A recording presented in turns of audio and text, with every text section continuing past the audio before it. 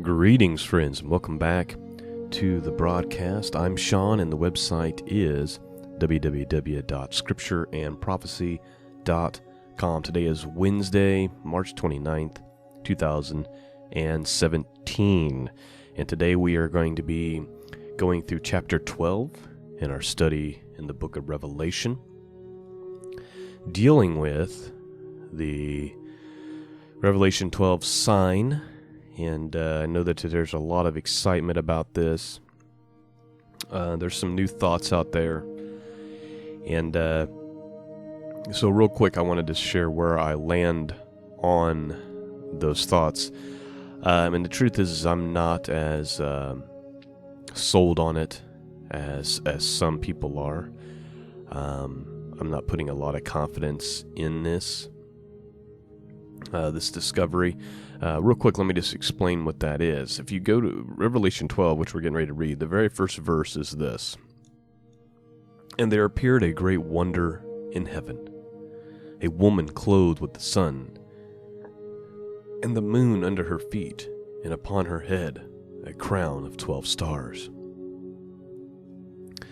Now, a lot of people say that this sign is going to be happening on September 23rd this year, 2017, Yom Teruah, Rosh Hashanah, the Feast of Trumpets, that area.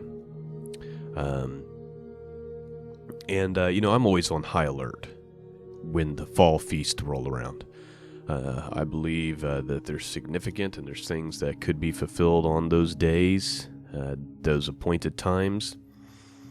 So I'm always on high alert anyway, and yes, I'll be watching closely the sign of Revelation this September 23rd. But I have to admit that I'm approaching this with great caution because I feel it could be a very huge letdown for many, and I'm not convinced that the constellations are what this is talking about. However, I think it's worth paying attention to. If you guys don't understand, you can research this on YouTube, but basically there's a guy named Scotty Clark that kind of spearheaded this thing. On September 23rd, in the sky, there'll be Virgo, which is the woman. She'll have the sun at her, right around her head area. She'll have the moon at her feet. Jupiter, which is known as the king planet, will be going through the area and is traveling through that area now, kind of like I guess you would call it a gestation period, and then it'll come out as a kind of like giving birth. And at her head is Leo, which is made up of Mercury, Mars, Venus, and 9 other stars. So when people read this, apparently this is the first time this has ever happened in this conjunction, so it does seem very appealing. There is some merit to it. So when we read, there appeared a great wonder in heaven, a woman clothed with the sun, the moon at her feet, and upon her head 12 stars. So I have to admit that it's very interesting, worth paying attention to, and I'm going to be paying attention to it. But at the same time, I just have to be honest and say I'm not putting a huge amount of stock in this. But I do find it interesting, compelling, and I'm certainly going to be paying attention to it. So I wanted to get that out in the open and let you guys know where I fall on that, because I know that that's going to be a question, maybe even the first question that people are going to be asking in dealing with this chapter. So let's go ahead and start working through chapter 12. It's a short chapter, but we're going to be citing quite a few Old Testament passages to give us greater understanding of what's going on here. All right, so chapter 12, verse 1. And there appeared a great wonder in heaven, a woman clothed with the sun, and the moon under her feet, and upon her head a crown of 12 stars. And she, being with child, cried, travailing in birth, and pained to be delivered. Now, one of the questions that comes up is, okay, who is the woman, and who is the child, and all of that? And this is very, very important, because there's some theology being made out of this, which we'll get to here in a minute. I think we can get the answer by going to Isaiah 66. So let me pull that up here on the eSword, and let's take a look at Isaiah chapter 66, verse 7. Before she travailed, remember I just said, and she, being with child, cried, travailing in birth, in pain to be delivered. So Isaiah 66:7 says, before she travailed, she brought forth. Before her pain came, she was delivered of a man-child. Who hath heard such a thing? Who hath seen such things? Shall the earth be made to bring forth in one day, or shall a nation be born at once? For as soon as Zion travailed, she brought forth her child. So who is the one giving birth? Israel, Zion, Jerusalem. Shall I bring to the birth and not cause to bring forth, saith the Lord? Shall I cause to bring forth and shut the womb, saith thy God? Rejoice ye with Jerusalem, be glad with her, all ye that love her. Rejoice for joy with her, all ye that mourn for her, that ye may suck and be satisfied with the breast of her consolations, that ye may milk out and be delighted with the abundance of her glory. For thus says the Lord, behold, I will extend peace to her like a river, and the glory of the Gentiles like flowing stream. Then shall ye suck, ye shall be borne upon her sides, and be dandled upon her knees. Okay, so the point being made here is, who's giving birth, right? And I think it's very clear who the woman is that we're talking about here. It's the nation Israel. All right, moving on with Revelation 12, verse 3. And there appeared another wonder in heaven. And behold, a great red dragon, having 7 heads and 10 horns and 7 crowns upon his head.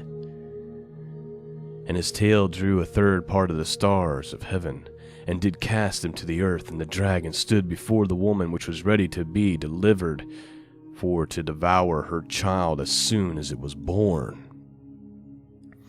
And she brought forth a man-child, who was to rule all nations with a rod of iron. And her child was caught up unto God and to his throne. And the woman fled into the wilderness, where she hath a place prepared of God, that they should feed her there 1,260 days. Okay. Let's stop here for a minute. So we have another sign in heaven. A great red dragon, having 7 heads and 10 horns and 7 crowns upon his head, and his tail drew a third part of the stars of heaven, and did cast them to the earth. And the dragon stood before the woman which was ready to devour her child as soon as it was born. Okay, now we know that this is talking about Satan. It also looks like it's symbolizing the beast's government system that's going to be coming into play soon. As we read further, it's going to go on and confirm for a fact that the dragon is Satan. That's who it's talking about. It grabbed a third of the stars. That's where we get the idea that a third of the angels are going to be cast down to the earth with Satan.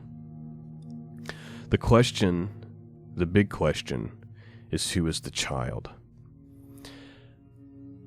Now, I personally believe it's talking about Christ. Jerusalem, or not Jerusalem, but Israel is the woman. She gives birth to, here, let me get this pulled back up. She gives birth to the man-child. And you say, well, why do I think it's talking about Christ? Well, because it goes on to say, she brought forth a man-child who was to rule all nations with a rod of iron. Now, who's going to rule with a rod of iron? The Messiah, the Mashiach, is going to rule with a rod of iron. And this same verbiage is used throughout all the Bible. Even, remember, in Revelation chapter 2, when Jesus is specifically talking. This is Jesus' words. He's talking to John, and he says, and he that overcometh and keepeth my works unto the end, to him I will give power over the nations, and he shall rule them with a rod of iron. As vessels of a potter shall they be broken to shivers, even as I received of my Father. Now here's the thing. Here's why some people think, and I think it's a possibility, that the child is the church. So, or it could be a combination of talking about both, but this is an event that we're looking forward to in the future, which is why it could mean also the church itself. And Jesus says here, and to he that keepeth my works unto the end, to him I give power over the nations, and he shall rule them with a rod of iron. So in this area, Jesus is talking about, the people who overcometh and keepeth his works to the end are the ones that will be given power and to get to rule the nations with a rod of iron. But then we have Revelation 19, and out of his mouth goeth a sharp sword, just talking about Jesus, that with it he should smite the nations, and he shall rule them with a rod of iron. Psalm 2, talking about Christ, talking about the Messiah. Verse 9, thou shalt break them with a rod of iron. Thou shalt dash them in pieces like a potter's vessel. So we have two possibilities here. We have, this could be symbolism of, Christ being born, and it also could be symbolism of the church being born, because we have Israel. Out of her comes this child who will be ruling the nations with a rod of iron. And here's what's interesting. This is why so many people are worked up about September 23rd. Because the sign is potentially in the heavens, as is declared by the scriptures. Again, I must confirm and reiterate that I'm not leaning on this either way. I'm looking at this and I'm interested. I'm just showing you why it could be interesting. If the child that's brought forth to rule the nations with the rod of iron, if that's referring to the church, and it goes on to say, and her, this is verse 5, she brought forth a man-child who was to rule all nations with a rod of iron, and her child was caught up unto God and to his throne. What's interesting about that is the word caught up there, if you go to Revelation 12, is the word harpazo, which is the same word that Paul uses when he talks about us being caught up to meet Jesus in the clouds, where we get our rapture doctrine from. Harpazo literally means, according to Strong's Concordance, to seize, to catch away, to pluck, to pull, and to take by force. So, the hype is this. We have the Revelation 12 sign taking place September 23rd, potentially. This could potentially be it. It says that, and this passage goes on to talk about the child being caught up to his throne. But I don't necessarily think that means that on that day you're going to see the sign and that this is that's going to happen like that on that day. But I do find it very, very interesting. I do think it's possible that the man-child is a symbolism of Christ and a symbolism of the church, because both are talked about in the Bible, ruling with a rod of iron. And the caught up part is very, very interesting. Obviously, Jesus ascended to the throne. He wasn't caught up. He wasn't snatched away by force. He ascended while the disciples watched, right? Let's move on. Verse 6, and the woman fled into the wilderness, where she had a place prepared of God, that they should feed her there 1,260 days. There was a war in heaven. Michael and his angels fought against the dragon, and the dragon fought and his angels, and prevailed not. Neither was their place found any more in heaven. And the great dragon was cast out, that old serpent called the devil and Satan, which deceiveth the whole world. He was cast out onto the earth, and his angels were cast out with him. And I heard a loud voice saying in heaven, now is come salvation and strength and kingdom of our God and the power of Christ. For the accuser of our brethren is cast down, which accused them before our God day and night. I want to stop right there for a second. Most people think that Satan's already fell in the aspect that he's been kicked out of heaven. He doesn't have access to God anymore. But I don't think that's true. I think until this event takes place right here in Revelation, that he still does have access to God. And the reason I believe that is because of the book of Job. It says right here, And I heard a loud voice saying in heaven, now has come salvation and strength in the kingdom of God and the power of his Christ. For the accuser of our brethren, talking about Satan, has been cast down, which accused them before God day and night. It says that Satan has been accusing us day and night. Look at what so-and-so did. Look what Sean did. He's not really a godly man. Look what Sean's thinking. Look at Sean's actions. Right?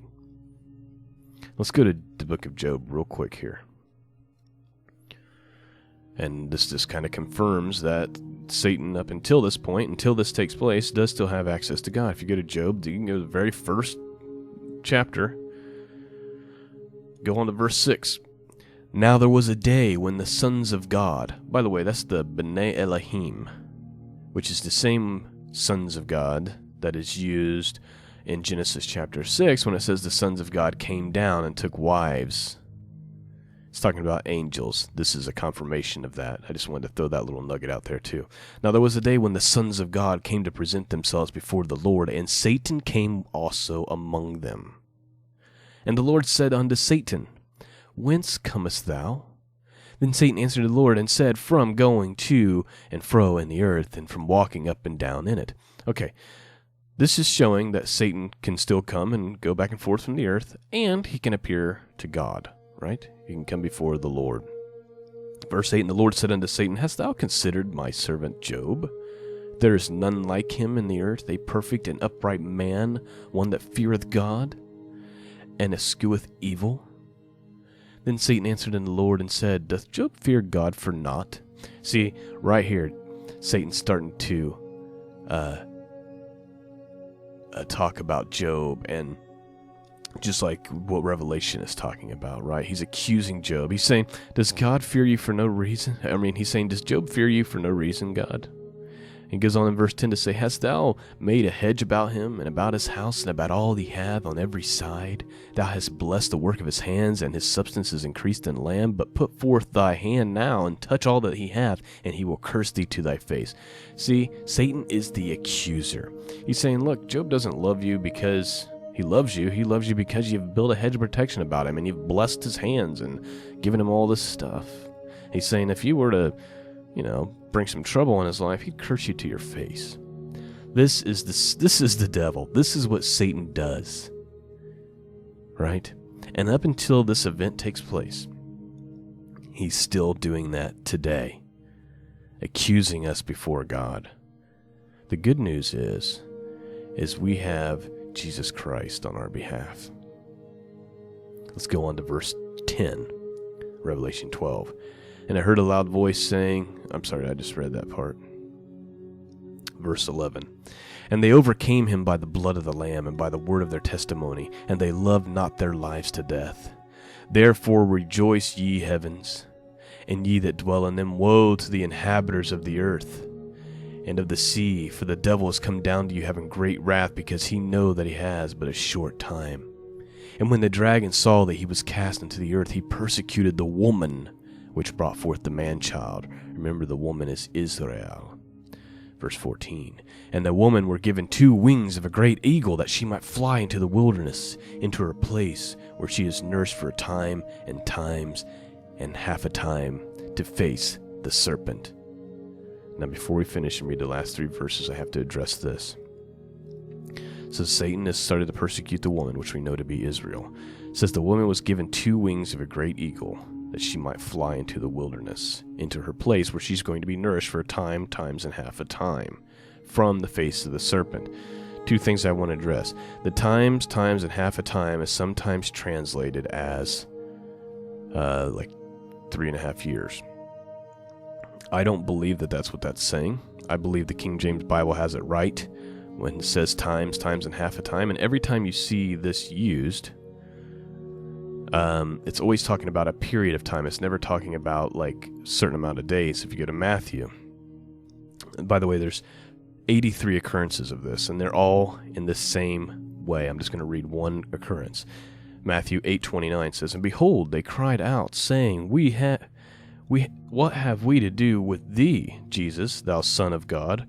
Art thou come hither to torment us before the time, it's talking about an appointed time. That particular scripture is dealing with when Christ cast out the legion of demons out of that guy, and they said, have you come to torment us before our time?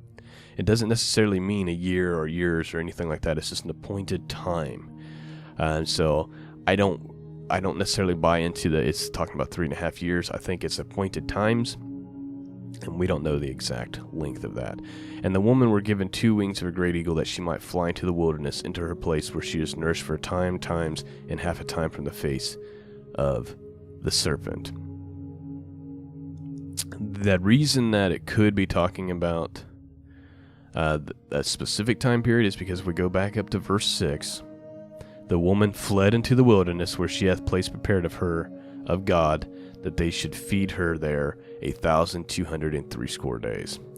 So, I guess that argument can be made, but I just wanted to point out that the word for times, and half a time is just an appointed time. But obviously in verse 6, it gives us a specific amount of days, which we can't ignore. The other thing I want to address is the woman were given 2 wings of a great eagle.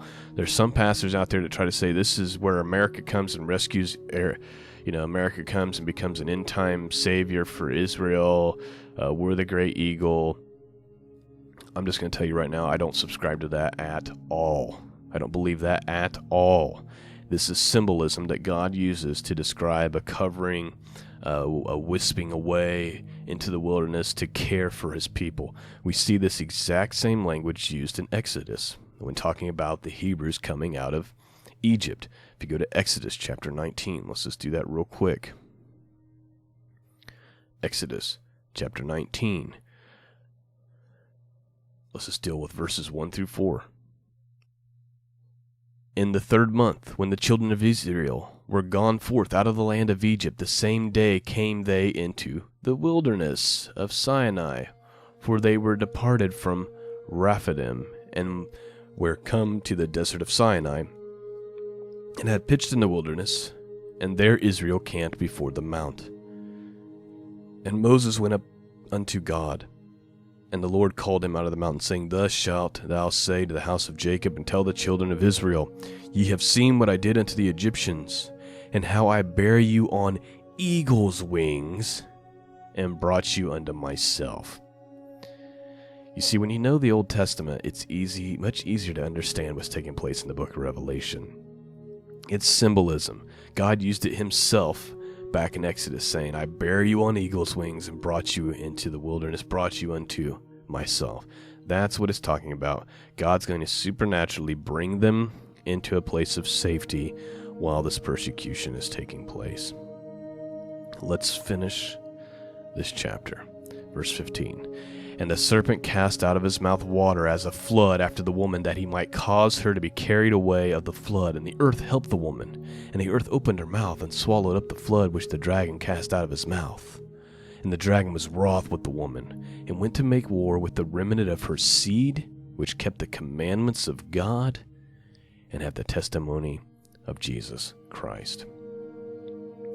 Now your final question might be, well, what's this water? What's this flood? Again, that's answered for us in the book of Isaiah. Let's go to Isaiah real quick, and then we'll be done. Chapter 59, verse 19, talking about...